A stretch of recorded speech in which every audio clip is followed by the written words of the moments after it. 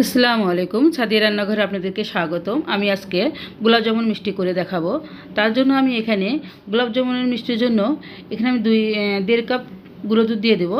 প্রথমে 1 কাপ দিয়ে দিলাম, আবার আবার হাফ কাপ দিয়ে দেবো।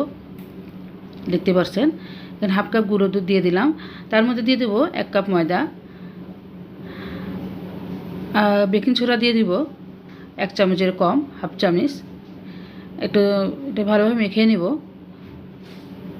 ময়দা গুঁড়ো দুধটা যেন ভালোভাবে মিশে যায় সেভাবে মেখে নিতে হবে। তার মধ্যে দিয়ে দিলাম সয়াবিন তেল, আপনারা ঘি দিতে পারেন। আমার কাছে ঘিটা ছিল না, এই জন্য ঘিটা দিই নাই।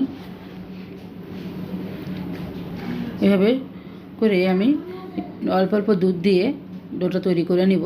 মিষ্টির যে ডোটা হয় সেটা তৈরি করে নিব। একবারে বেশি দুধ দিয়ে ডোটা করা যাবে না, তাহলে নরম হয়ে যেতে পারে বেশি। এখানে আমি অল্প অল্প দুধ দিয়ে ডোটা তৈরি করে নিয়েছি।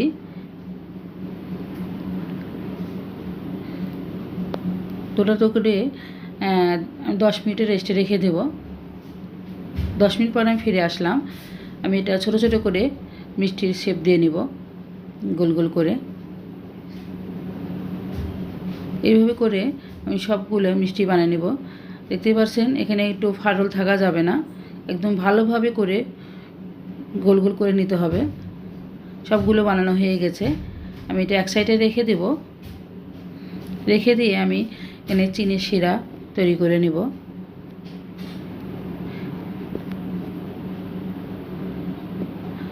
চিনি শিরা তৈরি করার জন্য আমি এখানে 2 কাপ চিনি দিয়ে দেব। 2 কাপ চিনি আর 2 কাপ পানি দিয়ে দেব। দিয়ে 2-3টা এলাচ দিয়ে দেব। 3টা এলাচ দিয়ে চিনি শিরাটা তৈরি করে নিব। বলক তোলা পর্যন্ত অপেক্ষা করব। বলক চলে এসেছে, এটা নামিয়ে এক সাইডে রেখে দেব ঢাকনা দিয়ে। গরম থাকতে হবে অবশ্যই শিরাটা।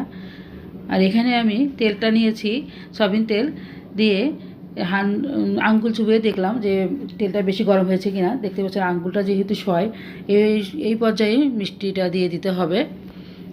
এভাবে আমি ঘুরিয়ে ঘুরিয়ে, দেখতে পাচ্ছেন ঘুরিয়ে ঘুরিয়ে, কড়াইটা ঘুরিয়ে ঘুরিয়ে কিন্তু মিষ্টিগুলো ভেজে নেব। সবগুলো মিষ্টি ভাজা হয়ে গেছে। আমি শিরার মধ্যে দিয়ে দিয়েছি।